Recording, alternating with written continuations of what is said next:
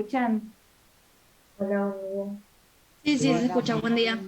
tuve un inconveniente técnico, no sé por qué entré a al mail al link que me habían mandado, como que había dos mails superpuestos y, y estaba sola esperándolos hasta que se me ocurrió preguntarle a Juan. Así que bueno, acá estoy. Deme un minutito, te pongo las cosas y empezamos. Juan, ¿estás? Sí, sí, acá estoy. Hola, Ah, buen día. bueno, millones de gracias, muchas gracias. Bueno, nos vemos en un rato si Nos querés. vemos en un rato. Dale. Dale, dale. Bueno, sí, me resultaba raro que de tantos inscriptos no hubiese ninguno en el aula. Eh, Así que voy a ver cuál es el real del host.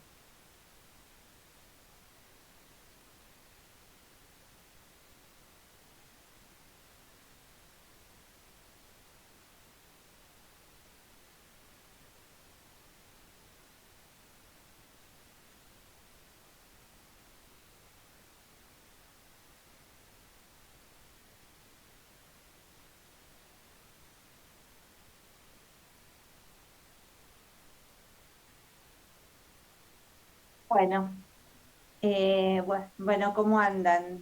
Empezando con pilas el nuevo curso, Intentando. intentando, bueno, pilas, pilas.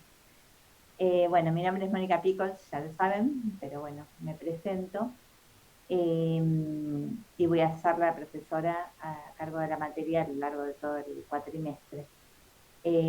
La dinámica de la materia se las vamos a ir contando ahora a las 10:45 con Juan y con la gente de la práctica.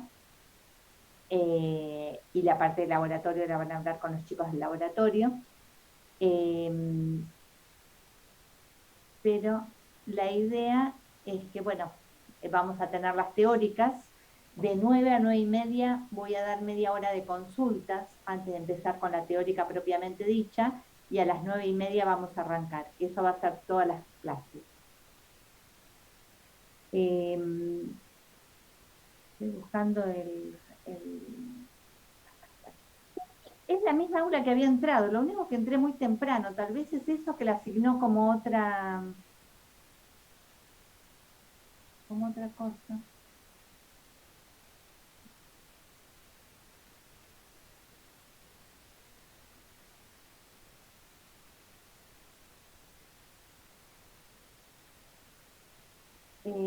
Así que bueno, no sé si quieren preguntar algo ahora o quieren esperar a que charlemos un poco con los chicos de la práctica.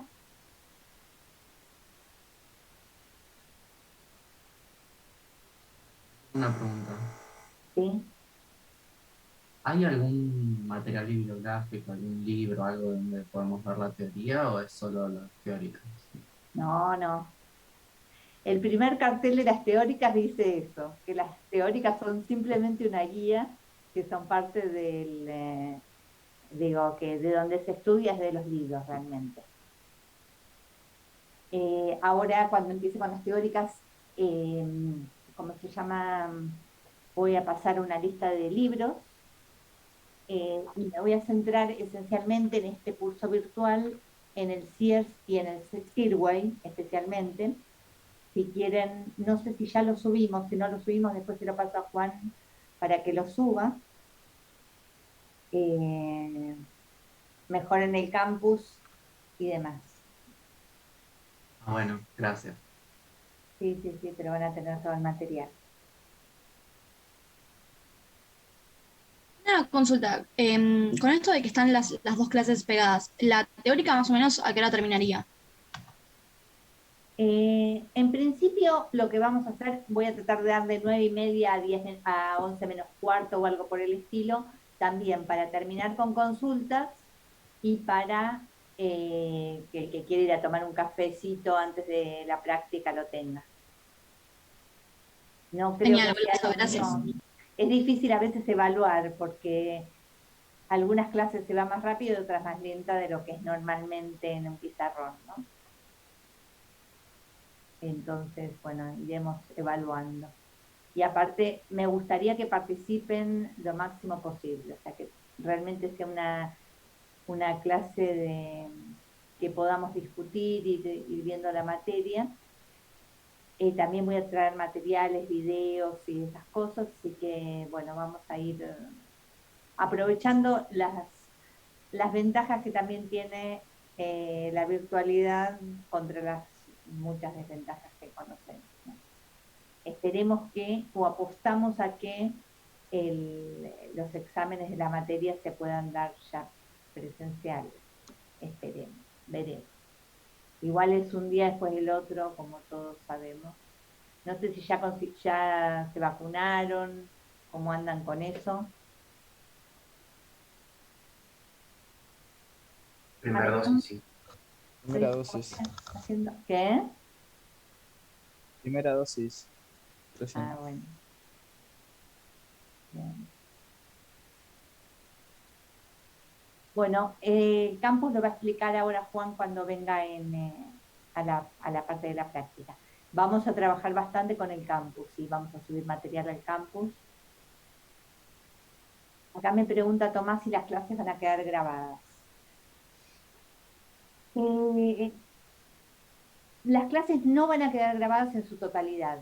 Algunas clases van a quedar grabadas, pero no totalmente. Por ejemplo, si pasamos un video o algunas discusiones no van a quedar grabadas y el resto de las clases pueden quedar grabadas. Yo les recomiendo venir a la clase, no va a ser lo mismo estar en la clase que verla después, pero vamos a tratar de facilitar lo que podamos también a la gente que trabaja. Pero no me dejen sola dando la clase porque tampoco tiene gracia, ya estoy sin voz.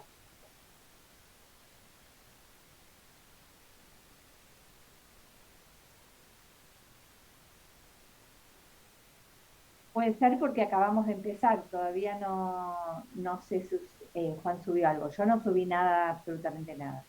Así que es normal que a esta altura no figure nada.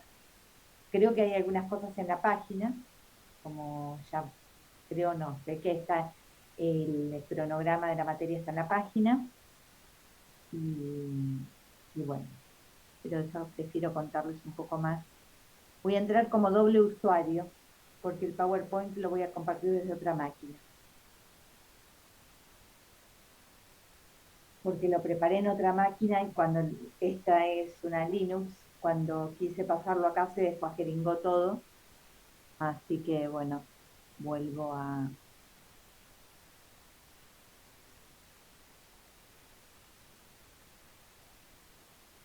Estoy abriendo la otra y tratando de entrar.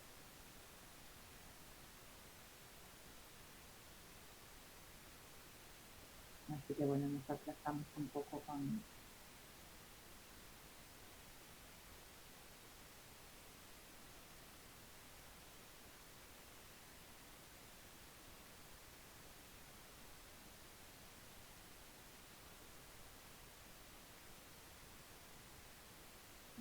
Un minuto que entro como el otro usuario.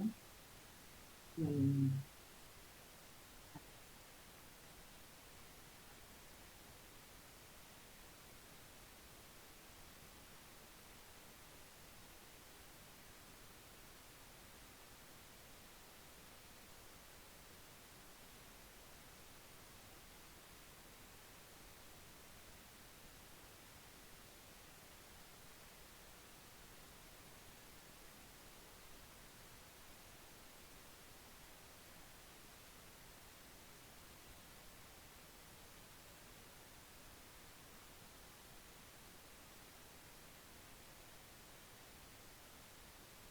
hay dos mensajes nuevos. Bueno, la parte de las evaluaciones la vamos a discutir ahora a las 10:45. Creo que el cronograma está en otra pestaña que dice cronograma.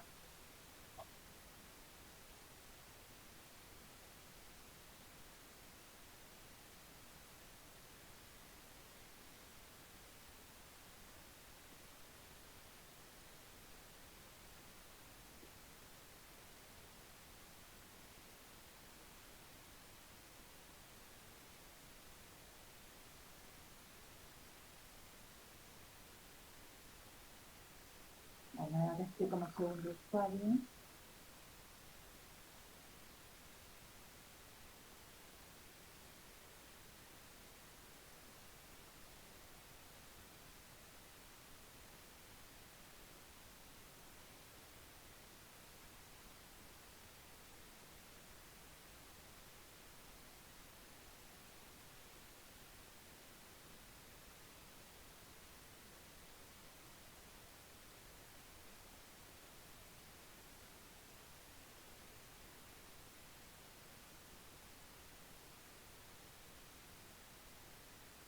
Bueno, ahora sí, ya estoy con el PowerPoint.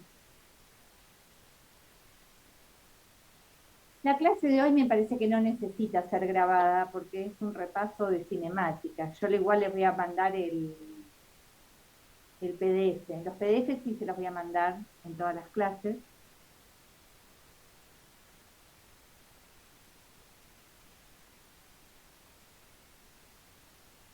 ¿Están viendo bien? Sí, sí, perfecto. Bueno, Sí, sí. perfecto.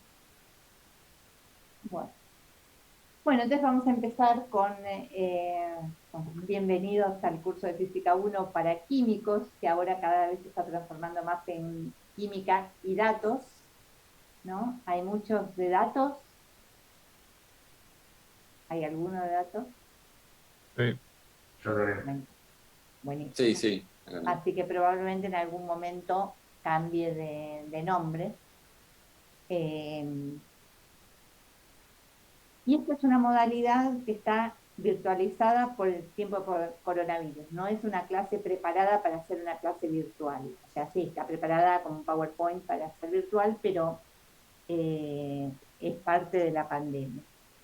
Entonces, me gustaría hacer algunas aclaraciones, como que los archivos de la clase no contienen material original. O sea, ese es un tema también para grabar, porque muchas cosas las saqué de los libros o usamos videos y demás. Y la circulación tanto de las notas como de los videos es restringida al curso. Es como si estuviéramos dentro de un aula. Esto es para los que están haciendo la materia realmente. No va a quedar disponible para el material que subamos, lo vamos a subir en el campus y va a estar disponible para los que están cursando la materia. Bueno, estos son un par de comentarios. Aquí empezamos con la bibliografía. En las primeras clases me basé esencialmente en el Sir-Semansky y algunas cosas del Sirway, y después me basé esencialmente en el Sirway. A veces agregaba algunas otras cosas. En general, cuando el curso no es virtual, la materia se basa más en el Alonso Fin. Tenía una versión muy fea del Alonso Fin y realmente eso dificultaba mucho la virtualización, y aparte también con una forma digitalizada, o sea, escaneada, pero sin poder sacar bien el material. O sea, complicaba bastante, y aparte me parece que estos libros me resultaban más dinámicos para poder dar el material. Históricamente se daba más en esta. Yo puse también otros libros de, de consulta. Hay un libro muy clásico en el Departamento de Física que es El Mecánica Elemental de Röderer. Röderer fue un profesor de la década del 70, la década de los 60, que ahora tiene 91 años, 92 tal vez, y vive en Canadá. Fue un clásico durante mucho tiempo que circuló como notas y después la editorial Eudeva lo publicó. Bueno, el Berkeley también es un clásico, el de Feynman ni hablar. El de Feynman es un libro muy interesante para leer. En general conviene haber leído primero los anteriores y entender un poco más el material antes de leerlo, pero es muy bueno. También están las aulas virtuales de Feynman grabadas en los 50, 60. Y agregué también el curso de física básica de mecánica de Nussensweig. La versión que yo tengo es en portugués, si quieren se las paso. pero bueno, no sé si existe en castellano, pero también es un libro que me gusta bastante. Bueno, y empezamos, ahora se juntó mucha gente de datos, pero normalmente es una materia orientada a química, y en química están acostumbrados a hablar de pequeñas moléculas, ¿sí? Lo que nos atrapa ahora en nuestras casas y en esta pandemia es un virus que está en la escala de las nanopartículas, y lo que vamos a estudiar ahora es, de algún modo, el mundo macroscópico. Con la materia de física clásica. Sin embargo, una pregunta que tal vez me pueden hacer es cuán válido es a veces usar las reglas o las leyes que aprendemos del mundo macroscópico en el mundo de las moléculas. Yo trabajo en ese tema, así que voy a dar una clase especial donde les voy a contar cómo aprender, digo, las moléculas no pueden ser tratadas clásicamente normalmente, salvo cuando aprendemos cosas de la mecánica cuántica y las podemos trasladar a la mecánica clásica con potenciales efectivos, por ejemplo, pero bueno, son cosas que vamos a ir viendo ya más o menos en la mitad del curso. Bueno, empecemos con nuestro mundo macroscópico. Mismo dentro del mundo macroscópico, la mecánica clásica, en la mecánica clásica podemos distinguir entre dos tipos de cuerpos. Los que son las partículas puntuales y los que son los cuerpos rígidos. La diferencia entre ellos es que una partícula la consideramos un punto y vemos cómo ese punto se mueve en el espacio. Un cuerpo rígido, entonces no tiene posibilidad ni de rotar ni nada más. Tiene solo un grado de libertad, los 3 grados de libertad más el tiempo, como vamos a ver, en las coordenadas X y Z más el tiempo, pero sabiendo la posición de esa partícula sabemos exactamente cómo está ese objeto. Y también vamos a estudiar cuerpos rígidos o sólidos rígidos, que son cuerpos que son susceptibles. Agarro un celular, por ejemplo, no sé, está la cámara acá, es susceptible de rotar, ¿no? Solo con definir un punto, como por ejemplo el punto de la cámara, no puedo saber cómo se está moviendo completamente el celular.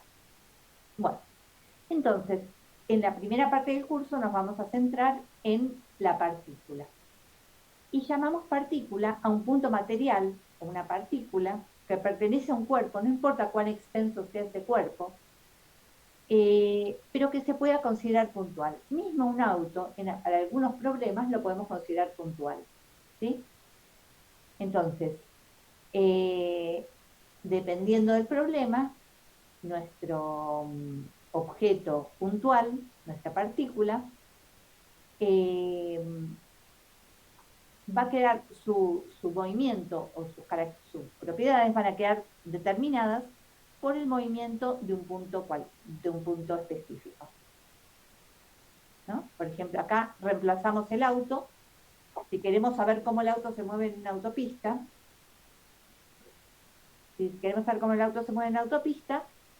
tal vez poniendo cómo se mueve algún punto específico del auto, o el centro de masa del auto, o alguna...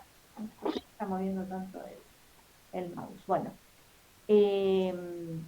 ¿cómo se llama? Ahí podemos determinar o podemos tratar al auto como un objeto puntual. Bueno, entonces vamos a empezar con cinemática. Cinemática, de algún modo, es un repaso, porque ustedes lo vieron algunos en el colegio, probablemente, y otros en el CBC. Cinemática es la descripción matemática del movimiento sin saber por qué se está moviendo. Es la descripción del movimiento. Saber cómo se mueve sabiendo las coordenadas iniciales, las condiciones y demás. Entonces, empezamos para eso describiendo el movimiento de un cuerpo puntual. Posteriormente veremos la dinámica, que es la que estudia las causas de por qué se está moviendo. Entonces, una cosa importante cuando hablamos de de un sistema, lo primero que tenemos que saber es la posición de ese sistema. Y la posición de ese sistema siempre depende de un marco de referencia, siempre depende de un sistema de referencia. Entonces, lo primero que tenemos que saber cuando, eh, cuando hablamos de una partícula, de la posición de una partícula, es cuál es nuestro sistema de referencia. Entonces, en un sistema cartesiano, por ejemplo, tenemos un sistema de coordenadas X y Z, ¿sí? Entonces, si tenemos un punto cualquiera U,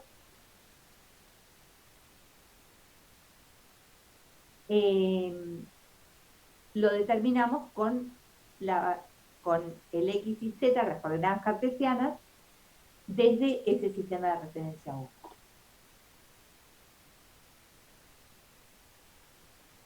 Si tenemos dos partículas y queremos saber la distancia entre ellas, tenemos un punto A, por ejemplo, que tiene coordenadas X1, Y1 y Z1, y un punto B que tiene coordenadas X2 y 2Z2, la distancia entre ellos va a ser un número real, un número mayor que 0, real, ¿sí?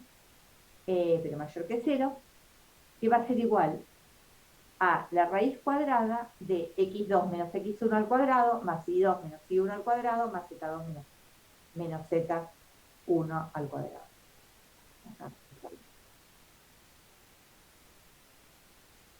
Bueno, en las materias básicas, los que estudien un poco, profundicen un poco más de física, van a adentrarse en otras cosas, pero el concepto de espacio-tiempo en física 1 y en la mayoría y en las aplicaciones que vamos a tratar acá, suponemos que estamos en un espacio homogéneo isotrópico de 3 dimensiones espaciales, plano, que lo podemos describir por un sistema de coordenadas cartesiano, y el tiempo. Vamos a empezar primero con el caso unidimensional. En el caso unidimensional, el marco de referencia es una línea. Entonces tenemos que saber cuál es esa línea, en qué sentido crecen las X, cuál es el punto, el origen, en qué sentido crecen y en qué sentido se hace más negativo. Entonces el desplazamiento es la diferencia x2 menos x1, donde x1 es el punto inicial y x2 es el punto final. Entonces, no hay que confundir el x con la distancia recorrida. Ahora lo vamos a ver con más detalle. Entonces, veamos el movimiento unidimensional. ¿Qué podemos tratar como unidimensional? En principio,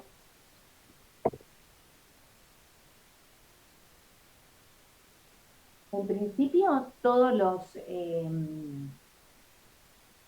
sistemas en el espacio que vivimos son tridimensionales, pero algunos sistemas los podemos tratar como unidimensionales. Por ejemplo, bueno, acá vemos muchas hormiguitas sobre un cable, ellas solo se están moviendo sobre el cable, entonces podemos suponer que ese es un sistema unidimensional. Hay otros ejemplos, por ejemplo, tenemos corredores en una pista, donde cada uno corre por su propio carril o riel, y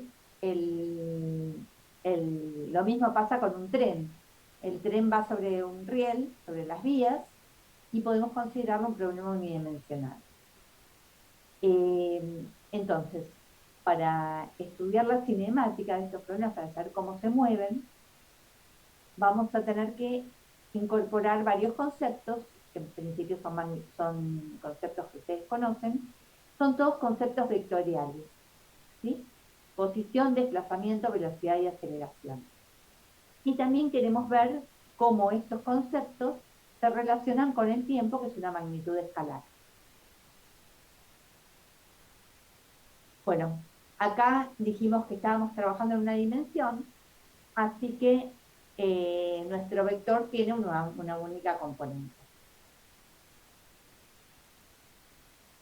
Vamos a entrar, acá lo puse al principio, pero vamos a entrar en el concepto de definir velocidad instantánea, velocidad media y velocidad instantánea, después volvemos a esta.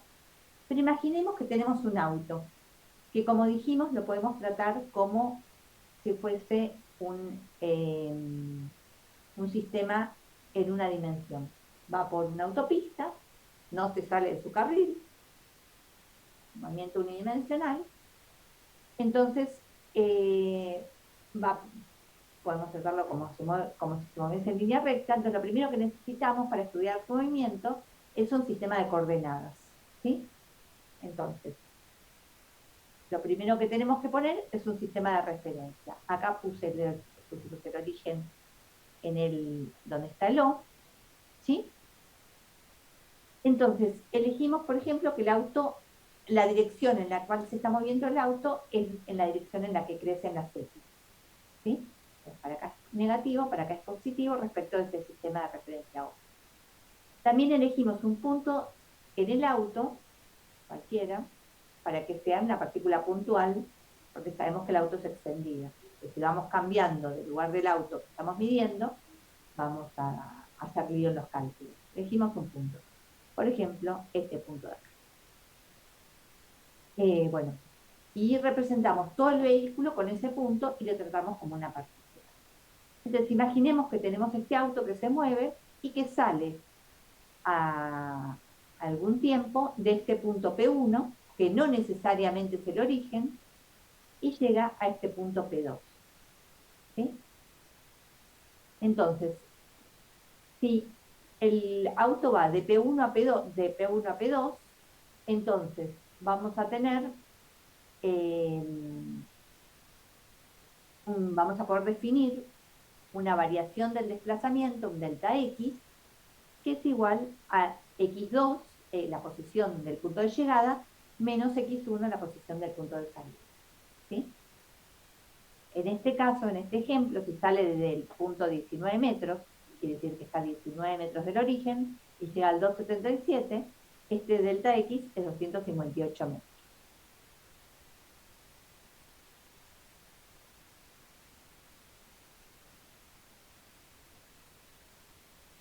Ay, chicos, me parece que alguno mandó alguna pregunta por chat, ¿puede ser? No, creo que también respondió ejemplos de movimientos rectos y un compañero dijo movimiento rectilíneo. Ah, perfecto, perfecto. Les pido un favor, que si alguno ve una pregunta en el chat, por alguno que no tiene micrófono o algo así, que traten de leérmela o interrumpirme a alguno de los que tengan micrófono, así me doy cuenta, porque si no me olvido, no me doy cuenta que aparece el chat, ¿sí? Y hacemos más dinámicas también las preguntas por chat. Dale, dale. Gracias. Bueno, entonces vamos a definir la velocidad media. Si yo quiero saber la velocidad media a la cual se desplazó, la voy a definir como el delta X dividido el delta T. El espacio que recorrió dividido el tiempo que recorrió. Entonces, si el tiempo inicial era 1 segundo y el tiempo final era 2 segundos, y el tiempo final era 2 segundos, 4 segundos, entonces el delta T es 3 segundos. Entonces, la velocidad media definida como la variación de X sobre la variación de T nos va a dar 800 metros por segundo. Entonces, definimos la velocidad media del auto durante este intervalo de tiempo como una cantidad vectorial cuya componente X, que es el único elemento del vector porque estamos en una dimensión, es el cambio delta X dividido por el intervalo de tiempo.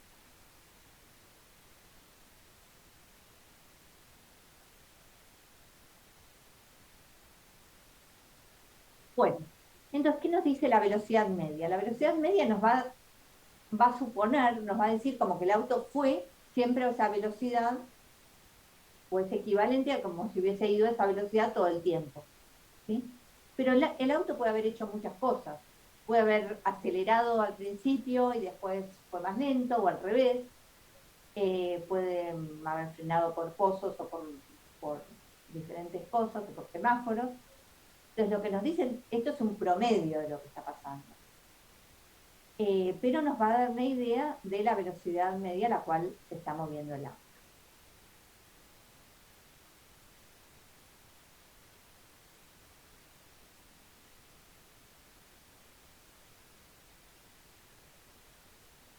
Entonces, definimos velocidad media, en general, ahora olvidándonos del auto, en una dimensión como la variación de X respecto a la variación de T, sin saber cómo varía a lo largo del tiempo. Esa es la velocidad media. Pero en muchos casos nos interesa cuál es la velocidad instantánea. En este caso, la velocidad, cuando hicimos la cuenta, si hacíamos delta X dividido delta T en general es siempre positivo, porque el tiempo avanza, el tiempo siempre aumenta. Entonces, si el auto se mueve en la misma dirección que nosotros pusimos nuestro sistema de referencia, que es aleatorio, la velocidad media va a ser positiva. Si la pusimos en la otra dirección, va a ser negativa. Esto significa que durante el intervalo la coordenada de X aumentó en la dirección que aumenta X y el auto se movió en la dirección positiva de la C, de aumentar a la derecha en lo que era nuestro sistema de referencia. Bueno, acá tenemos el autito, ¿no? Tenemos un autito que se va moviendo. Entonces, en este eje vamos de X1 a X2, de P1 a P2, conocemos esas posiciones en nuestro ejemplo, y sabemos el delta T. Si calculamos esto, cuando calculamos la velocidad, lo que estamos calculando es la pendiente de una recta que pasa por el punto P1, P2. Pero como dijimos, el auto puede haber seguido una curva completamente diferente, ¿sí? Puede haber variado la velocidad a lo largo de su trayectoria. Entonces, para un desplazamiento a lo largo del eje X, la velocidad media de un objeto es igual a la pendiente de una recta que conecta los puntos correspondientes en el gráfico de X en función de T. ¿Sí? Entonces, que la inclinación sea positiva quiere decir que va en la dirección de aumento del eje. Ahora, ¿qué pasa si este punto P2 es arbitrario? ¿Sí? ¿Qué pasa si yo lo voy acercando cada vez más? Cada vez más, cada vez más, cada vez más. Bueno, cada vez tengo una curva, una recta que va cambiando, que se parece más a la curva que siguió realmente, a la curva de velocidad que siguió realmente el auto. Cuando tomo el límite, con delta T, cuando el tiempo tiende a cero, y tomo el límite de delta X a delta T, esto pasa a ser un diferencial de X respecto de T, o sea, la derivada de X respecto del tiempo, ¿sí? Entonces, lo que nos da la velocidad instantánea, que es la que nos va a interesar normalmente, es la derivada de X con respecto al tiempo, ¿sí? Esta es la velocidad instantánea en un movimiento rectilíneo. Y siempre suponemos que delta T es positivo, así que la velocidad tiene el mismo signo algebraico que la variación de X, que es lo que ya dijimos. O sea, la velocidad es positiva si la dirección es en la dirección que aumentan las X, y es negativa si está en la dirección opuesta. Pero eso es arbitrario, lo pusimos nosotros. Lo elegimos para cada problema. Lo importante es tener claro cuál es el sistema de referencia. Un cuerpo puede tener un X positivo y una velocidad negativa, o al revés. Nada nos dice el X respecto de si la velocidad es positiva o negativa. Sí nos lo da el delta X, porque nos va a dar la dirección en la cual se mueve. Bueno, si tenemos una gráfica, por ejemplo, la posición en función del tiempo, ¿sí? Que va del punto A al punto B, al punto C, al punto D y al punto E. Quiere decir que avanza hasta el C y después retrocede hasta el E. Siempre en una dimensión. Hasta acá. Siempre está en una dimensión, pero va recorriendo diferentes puntos a lo largo del tiempo. Si tenemos una única dimensión, de dibujarlo. Este es nuestro auto a tiempo igual a tiempo A tiempo B, a tiempo C, a tiempo D, está acá. O sea, se sigue moviendo en un movimiento unidimensional, solo que fue y volvió. Y a tiempo E también. ¿Sí? Entonces, si yo les pregunto, ¿cómo son las velocidades en cada punto?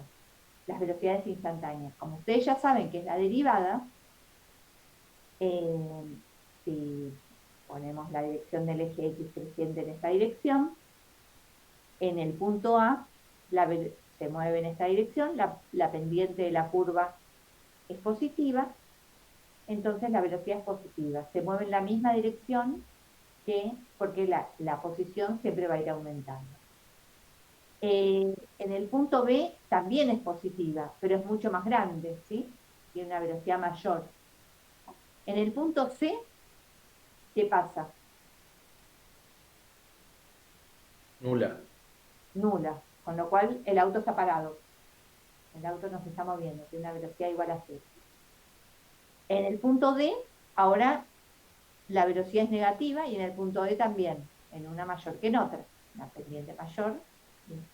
Pero ya se está moviendo en otra dirección, que era un poco lo que les había dibujado en ese grafiquito unidimensional.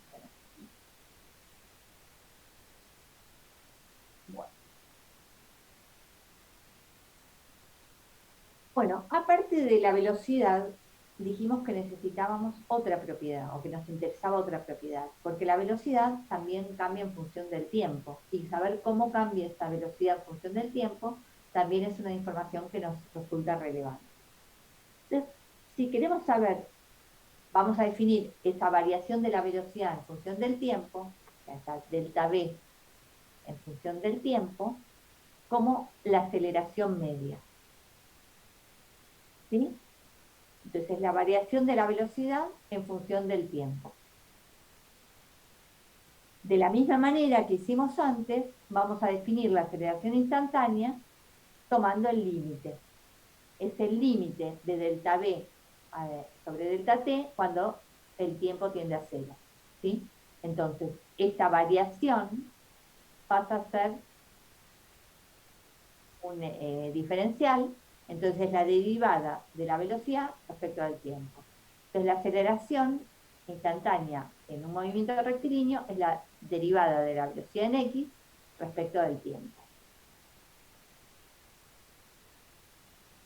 Bueno, si expresamos la velocidad en metros por segundo, el tiempo en segundos, la aceleración media, o la aceleración instantánea también, está en metros por segundo, o sea, metros por segundo al cuadrado. Metros dividido segundo al cuadrado. Eso no lo dije en velocidad, la velocidad va como unidades de longitud sobre unidades de tiempo. Y la aceleración sobre unidades de tiempo al cuadrado.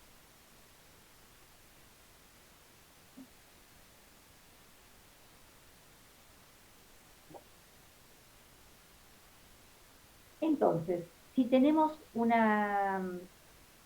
gráfico de la aceleración de Bx en función del tiempo, acá tenemos cómo varía la velocidad en función del tiempo, lo que nos da este delta Bx respecto de delta t, como antes, es la variación B2x menos B1x, T2 menos T1, dividido T2 menos T1. Y nos da la pendiente de una recta que atraviesa los dos puntos. ¿Sí? La aceleración instantánea en cualquier punto es igual a la pendiente de la tangente de la curva en ese punto, como vimos con el caso de la velocidad. ¿Sí? Entonces, veamos la aceleración media. Imaginemos que tenemos un auto que tiene una velocidad de esta magnitud, pongamos las flechas más grandes cuando tiene una mayor magnitud, más chica cuando tiene menor. Imaginemos que tenemos un auto que se mueve a esta velocidad en algún punto con esta aceleración media, con esta aceleración. Si la velocidad si la aceleración está en la misma dirección que la aceleración, ¿qué pasa?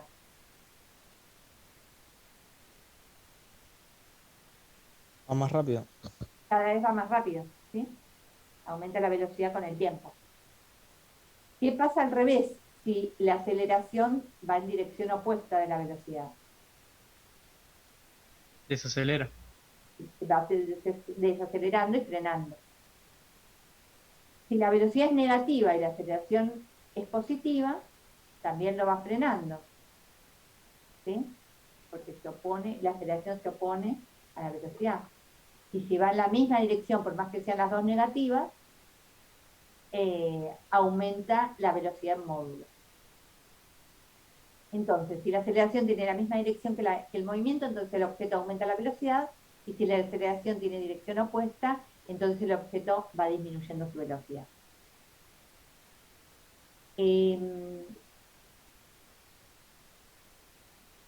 Bueno, también podemos conocer la aceleración de un cuerpo a partir de la gráfica de X de t, ¿sí? Sabemos que la aceleración instantánea es la derivada de la velocidad en función del tiempo, y sabemos que la velocidad es la derivada de la posición en función del tiempo. Entonces, la aceleración es la derivada segunda de la posición en función del tiempo al cuadrado. Entonces, el gráfico X de t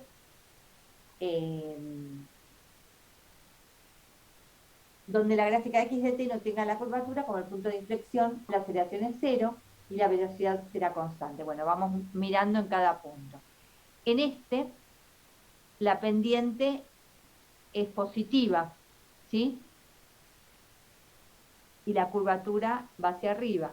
En este, la pendiente es positiva, pero la curvatura es cero, porque justo tenemos un punto de inflexión. En este la pendiente es cero, pero la curvatura es hacia abajo, entonces la aceleración es menor que cero. En este la pendiente es negativa, pero la velocidad es negativa. La curvatura es hacia arriba, entonces la aceleración es positiva. ¿Se entiende o más o menos? Me parece que queda más claro en este grafiquito de aquí. Que uno va viendo cómo cambia y cómo es la curvatura. Bien, acá va aumentando, acá aumenta más, pero acá cambia la curvatura, y acá se hace cero. Entonces, la evolución hace que, en este caso, el objeto está en x menor que cero, se mueve en la dirección de las x positivas, entonces la velocidad es positiva, y acelera de x y a x tienen el mismo signo, ¿sí? Profe, disculpe, Acelera ¿está por qué? señalando? Sí. Porque no vemos. Ay, perdón, estoy señalando, pero con el mouse de la otra computadora. Ah, Yo lo veía, pero ustedes no. Bueno, perdón. Volvemos a la curva.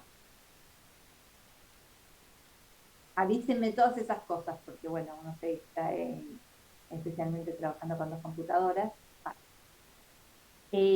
Vemos aquí que en este punto A, habíamos dicho que la velocidad era positiva y la aceleración, y aumenta la velocidad hasta el punto B. Entonces la aceleración también es positiva, ¿sí? Entonces, vemos acá que la aceleración y la velocidad están en la misma dirección, la velocidad aumenta, y la curvatura, vemos que la curvatura es hacia arriba, entonces la aceleración es positiva, la derivada segunda es positiva. En este caso, en el punto B, la velocidad es más alta, pero disminuye porque se va a cero, la curvatura vemos que cambia, y ¿cómo se llama? La aceleración es cero, ¿sí? Y en este caso la velocidad es cero y la aceleración cambia de dirección, ¿sí? Bueno, y así viendo todos eh, viendo la derivada primera y la derivada segunda, vemos en qué caso estamos. Sí, estamos Una en la pregunta. misma dirección, sí, Si la aceleración es cero, la velocidad no cambia, es constante. exacto. Pero Ok. ese cero en ese instante Cero en ese instante, claro. es la aceleración instantánea, sí. Cuando la aceleración es cero, la velocidad es constante, exactamente. Y acá venimos al caso de la aceleración constante, cero o una constante cualquiera. Entonces, vamos a ir al caso particular en el cual la aceleración es constante y después vamos a ver también el caso particular en que la aceleración sea cero. Bueno, si la aceleración es constante y no cambia en el tiempo, ¿sí? Eh, la aceleración en X va a ser lo mismo tomar la aceleración instantánea que la aceleración media, ¿no? Porque no cambia. Entonces, la aceleración media, o la aceleración es AX va a ser igual B2X menos B1NX. O sea, el punto final menos el punto inicial y la variación de los tiempos. Si tomamos como t igual a 0 el 0, podemos pasar esto multiplicando y imaginemos que nosotros sabemos la velocidad inicial. Si sabemos la velocidad inicial, imaginemos que es un dato, podemos averiguar cómo varía el móvil en función del tiempo sabiendo el valor de la aceleración constante, ¿sí? Si sabemos la velocidad inicial en tiempo igual a 0 o en tiempo igual a 1, y le ponemos acá y lo restamos, ¿sí? Ahora en el general va a quedar eh, el caso general. Acá lo puse para t igual a 0 como lo ponía en el libro. ¿Se entiende? Sí, sí.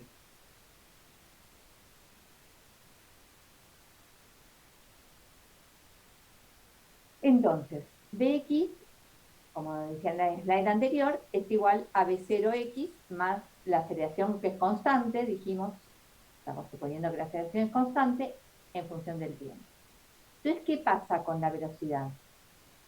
La velocidad a medida que pasa el tiempo, si partimos de una velocidad inicial a tiempo cero igual a cero, ¿qué pasa cuando transcurre un dado tiempo? Y la velocidad va aumentando porque tenemos una aceleración constante. ¿Sí? Sí, Bueno, entonces la velocidad va aumentando.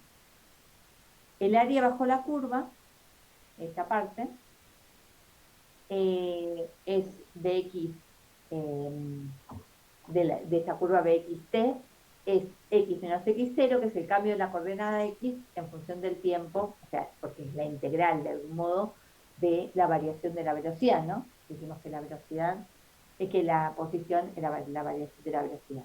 Entonces, ahora lo vamos a ver mejor, pero esta área bajo la curva es el delta X. ¿Por qué? Ahí. Yo lo había sacado, pero lo borré mal. Perdón, no se los mando en el gráfico, pero fíjate por qué quedó, porque no tengo otra.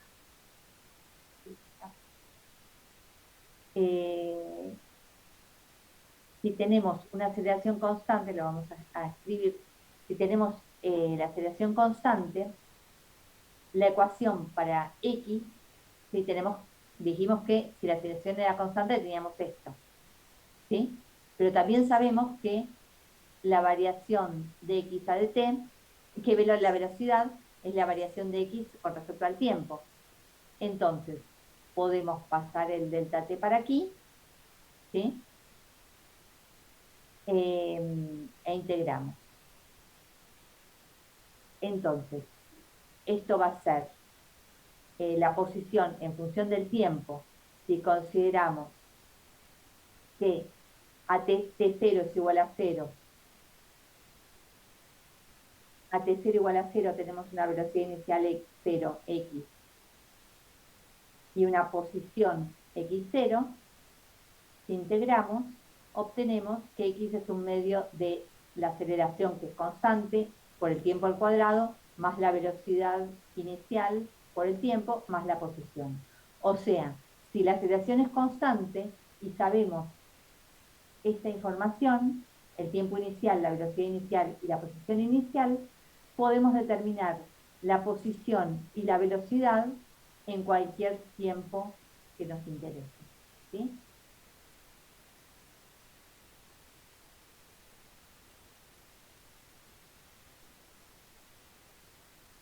Bueno, entonces, la posición, como escribimos recién, es un medio de la aceleración por tiempo al cuadrado más v0t más x0. ¿Qué forma tiene esta función? Esta función es una función cuadrática en el tiempo, o sea, es una parábola que va a tener, si la escribimos así, va a tener, si estamos hablando de t igual a 0, ¿no? Y, esto corresponde a t igual a 0, y esto también. Esta parábola va a tener esta forma, va a estar dada por esta cuadrática, y el efecto de la aceleración es lo que nos va a dar cómo va cambiando respecto de lo que sería la velocidad constante, cómo va aumentando en función del tiempo la velocidad.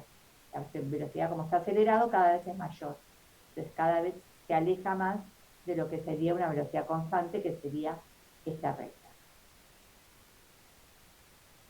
Si la velocidad es constante, si la aceleración es igual a 0, esto se hace 0, y la velocidad no cambia en función del tiempo, ¿sí? X va a depender solo del tiempo y de la velocidad inicial. Entonces, resumiendo un poco eso,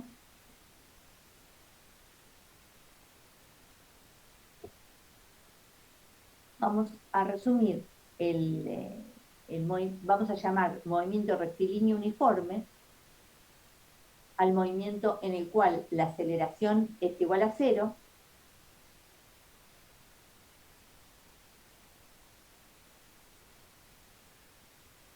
con lo cual la velocidad es constante en el tiempo, y nos da que la posición es igual a la posición inicial más la velocidad inicial por t menos t0.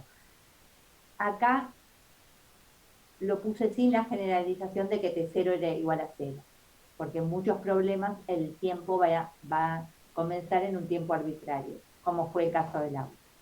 Entonces, de un modo general, la posición en función del tiempo es la posición inicial a tiempo t0 más la velocidad inicial por t menos t0. Eso es para el movimiento rectilíneo uniforme, cuando la aceleración es igual a 0. ¿Qué pasa cuando la aceleración es constante?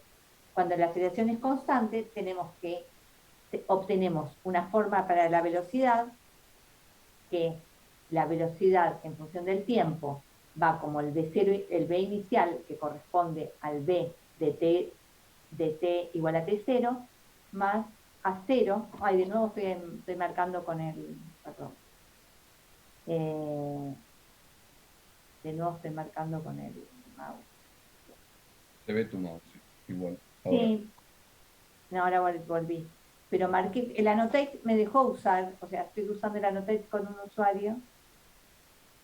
Podría agarrar el mouse así. ¿Ahí lo ven? No. No, ahora no. No. Bueno, vuelvo al mouse correspondiente. Entonces, la posición, en el caso de movimiento rectilíneo uniformemente variado, que es cuando la aceleración es constante, tenemos una forma para la velocidad que depende de la velocidad inicial y del tiempo inicial, y de la aceleración constante, que es la aceleración tiempo inicial, que es la aceleración a todo tiempo, y una forma, la forma para la posición, que es el x0 más la velocidad inicial por t menos t0, más un medio de a0 por t menos t0, al cuadrado. Acá le falta un 2.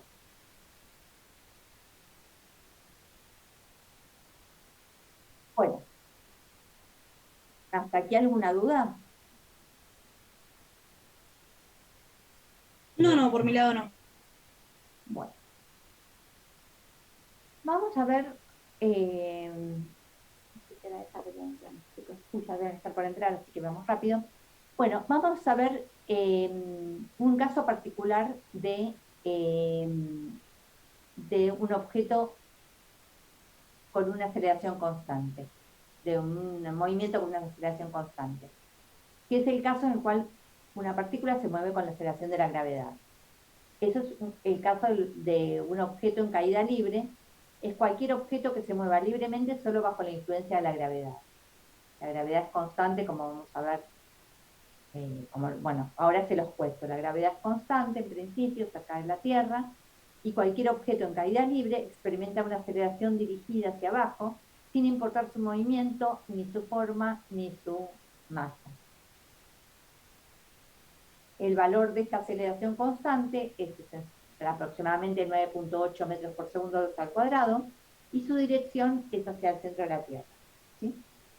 Entonces, si tenemos un objeto y lo dejamos, lo liberamos, no lo voy a hacer con el celular, que es el objeto más cercano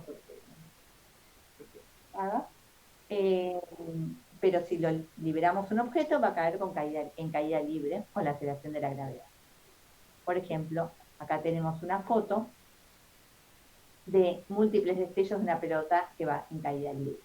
Y como esperamos, imaginemos que la dejamos caer, la liberamos, la velocidad inicial va a ser 0, pero como sabemos que un objeto que tiene una aceleración constante aumenta su velocidad en función del tiempo, va a aumentar la velocidad en función del tiempo.